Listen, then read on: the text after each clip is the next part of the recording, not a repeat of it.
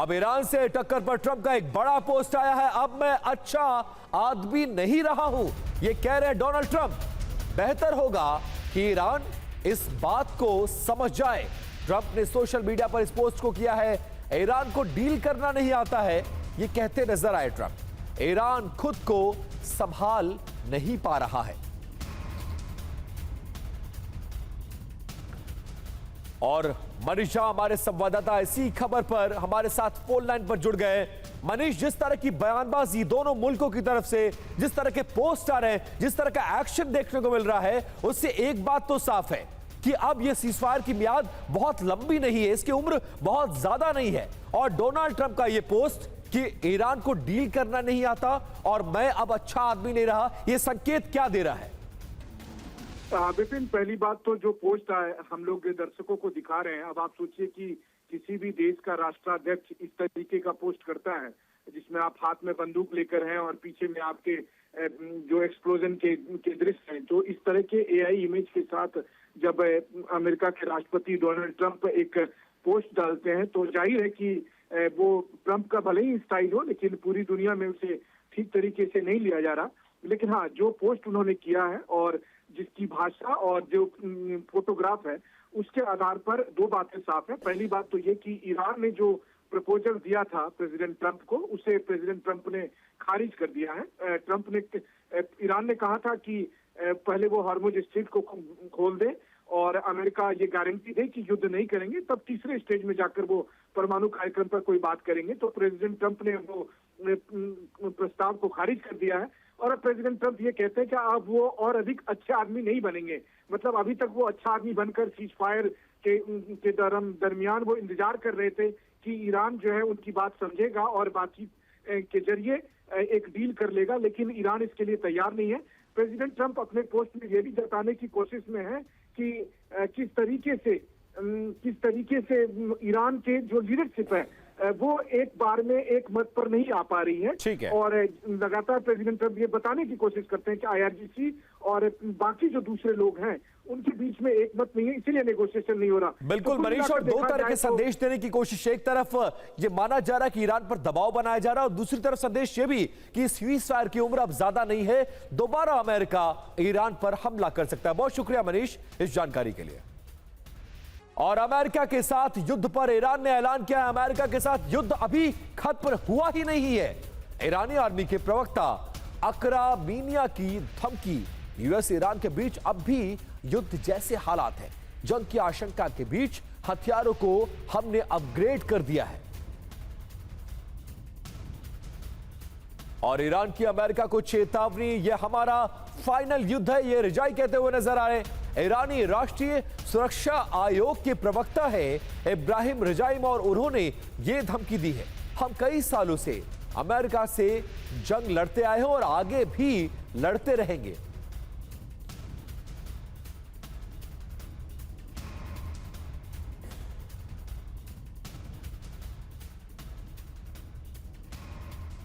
अब देखिए, खबर यह आ रही है कि मुस्तफा ने यह सौगंध खा ली है कि आखिरी दम तक हम इस जंग को लड़ेंगे, घुटने तो नहीं टेकेंगे। अब क्यों यह अंदाजा लगाया जा रहा है, क्यों यह मुस्तफा कह रहे हैं, जरा उसको जानने और समझने की कोशिश करिए। चेतावनी नंबर 1, अमेरिका के साथ अभी युद्ध खत्म नहीं हुआ है। मतलब सीजफायर बेशक है, लेकिन ईरान इस बात के लिए प्रिपेयर है। चेतावनी नंबर 2, दोबारा युद्ध हुआ तो हमने पूरी तैयारी करके रखा हुआ है। चेतावनी नंबर 3, नए हथियारों और नई तकनीक से इस बार ईरान अमेरिका तक को जवाब देगा। चौथी चेतावनी, हमारा जवाब कठोर और इस बार निर्णायक होगा। पांचवी चेतावनी, ये फाइनल जंग ताकि दोबारा भविष्य में अमेरिका ईरान पर हमला करने की हिम्मत ना करे। अब इसका मतलब क्या है वो समझाता हूं मैं आपको। ईरान इस बार फाइनल फैसला चाहता है। हम लोग की आशंका को हमेशा हमेशा के लिए ईरान खत्म करना चाहता है और इसीलिए इस तरह की बयानबाजी कर रहा है। और खबर यह है कि अमेरिका को अब नया शांति प्रस्ताव भेजने जा रहा है ईरान। ईरान के नए प्रस्ताव में हो सकते हैं कई बदलाव। अमेरिकी मीडिया के हवाले से बहुत बड़ी खबर, जल्द ही संशोधित प्रस्ताव को भेज सकता है ईरान। इस तरह की खबरें सामने आ रही हैं। पाकिस्तान के जरिए अमेरिका को यह नया प्रस्ताव भेजने की बात कही जा रही है।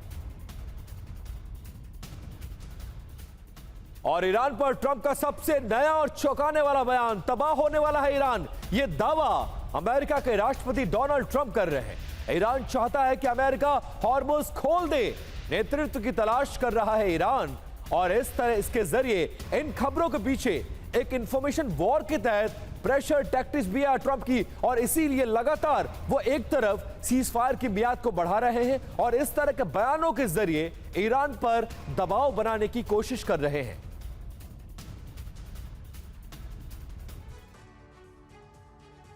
और दोनों मुल्कों के बीच तल्खी जितनी ज्यादा है उतनी ही ज्यादा प्रस्ताव पर प्रस्ताव भेजे जा रहे हैं। अब शांति या टकराव, यह सबसे बड़ी बात है। पहला प्रस्ताव क्या? 5 साल तक यूरेनियम संवर्धन नहीं होगा, नागरिक उपयोग के लिए संवर्धन होगा और यूरेनियम भंडार को कम किया जाएगा। अंतरराष्ट्रीय निगरानी में ईरान में रहेगा और बाकी बचा आधा यूरेनियम रशिया को दिया जाएगा। यह प्रस्ताव खारिज कर दिया अमेरिका ने। अब फिर ईरान ने दूसरा प्रस्ताव भेजा। दूसरा प्रस्ताव क्या है? हॉर्मुज स्ट्रेट से पहले अमेरिका नाकाबंदी हटा दे, जंग को स्थायी रूप से खत्म करने का ऐलान किया जाए। एनरिच्ड यूरेनियम मतलब जो संवर्धित यूरेनियम है उस पर फिलहाल ईरान कोई बात नहीं करना चाहता है। लेबनान में स्थायी रूप से युद्ध विराम की घोषणा की जाए और विवादित मुद्दों को बातचीत से सुलझाया जाए। इस प्रस्ताव का क्या हुआ? इसको भी अमेरिका ने सिरे से खारिज कर दिया। तीसरा प्रस्ताव इसके बाद भेजता है ईरान, उसमें क्या होगा? तीसरा प्रस्ताव यह है कि हॉर्मुज स्ट्रेट खोल सकता है ईरान, मतलब थोड़ा टोन डाउन कर रहा है। अमेरिका नाकाबंदी हटाने का फैसला ले, यह मांग करता नजर आया। परमाणु कार्यक्रम पर नरम रुख और कई मुद्दों पर सहमत हो सकता है ईरान, और प्रॉक्सी गुटों को समर्थन अपना बंद करने की भी बात कही है। अगर ऐसा होगा तो क्या करेंगे ट्रंप? यह सबसे बड़ा सवाल है। अब अमेरिका के राष्ट्रपति डोनाल्ड ट्रंप ने दावा कर दिया है कि ईरान पतन के कगार पर पहुंच गया है और उसने हॉर्मुज खोलने की गुहार लगा रहा है ट्रंप से। ट्रंप के अनुसार ईरान अपने नेतृत्व संकट को सुलझाने के लिए फिलहाल अमेरिका से मोहलत मांगता नजर आ रहा है। ईरान ने अभी हमें बताया कि वो पूरी तरह से ढहने की कगार पर है। ईरान चाहता है कि हम जितनी जल्दी हो सके हॉर्मुज को खोल दें।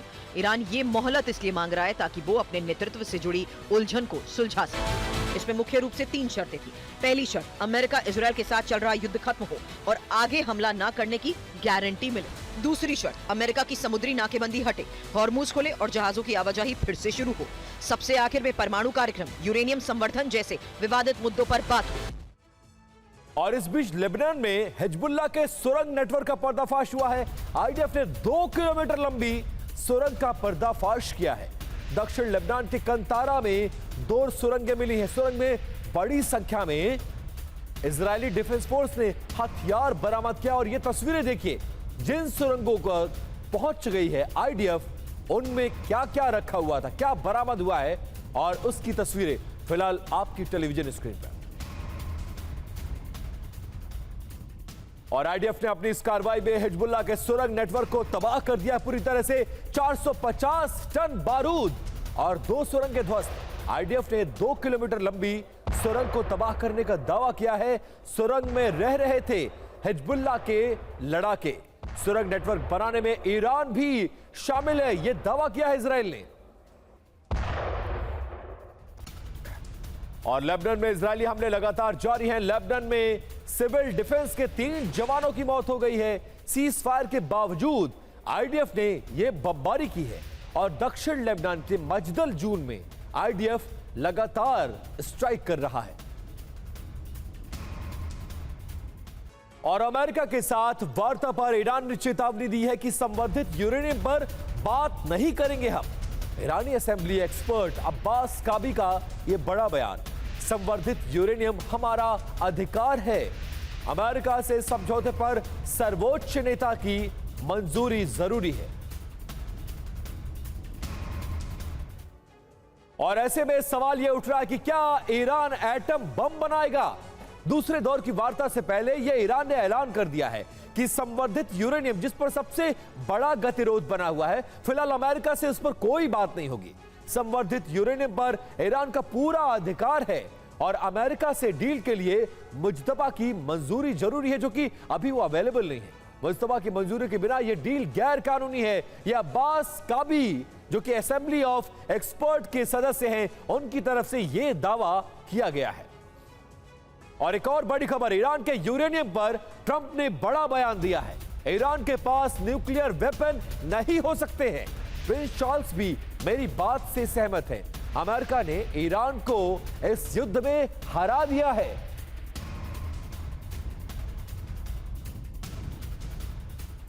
और ईरान के एटमी प्रोग्राम पर अमेरिकी विदेश मंत्री मार्को रूबियो का बयान सामने आया है। ईरान कभी ना कभी परमाणु हथियार बना लेगा। इस्लामिक शासन रहा तो एटमी हथियार बनाएगा, यह मार्को रूबियो की तरफ से अंदाजा लगाया जा रहा है। और अमेरिकी राष्ट्रपति डोनाल्ड ट्रंप और जर्मनी के चांसलर फ्रेडरिक मर्ज ने खुलकर एक दूसरे के खिलाफ अब बयानबाजी कर रहे हैं। मर्ज के बयान के बाद अब ट्रंप ने फ्रेडरिक मर्ज पर सवाल खड़े कर दिए हैं। क्या हो रहा है दुनिया में और क्यों अमेरिका के खिलाफ एक एक मुल्क विरोध में उतर आ रहा है, यह रिपोर्ट देखिए। डोनाल्ड ट्रंप ने सोशल मीडिया प्लेटफॉर्म पर एक पोस्ट में लिखा, जर्मनी के चांसलर फ्रेडरिक मर्ज को लगता है कि ईरान के पास परमाणु हथियार होना ठीक है। उन्हें इस बारे में कोई जानकारी नहीं है। अगर ईरान के पास परमाणु हथियार होता तो पूरी दुनिया बंधक बन जाती। और हॉर्मुज की जिस तरीके से अमेरिका ने नाकाबंदी की है, उससे ईरान पर संकट बढ़ गया है। ऑयल स्टोरेज की क्षमता अब उसकी कम हो रही है।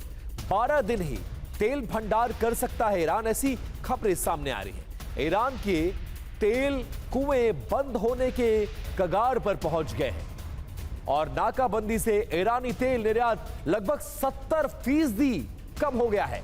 ब्लूमबर्ग की रिपोर्ट में ये तमाम दावे किए गए।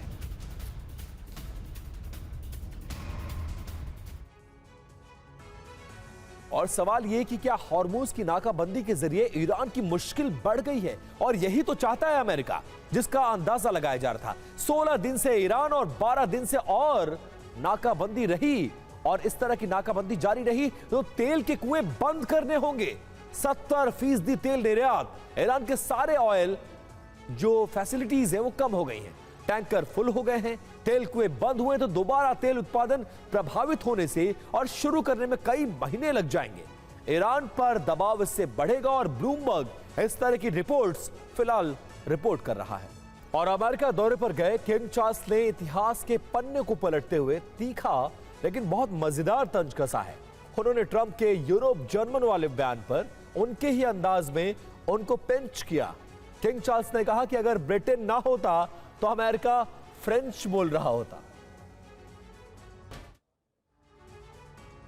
बड़ी खबर, हॉर्मुज पर ईरान की अमेरिका को चेतावनी, अमेरिकी जहाजों को हम समंदर में जला देंगे।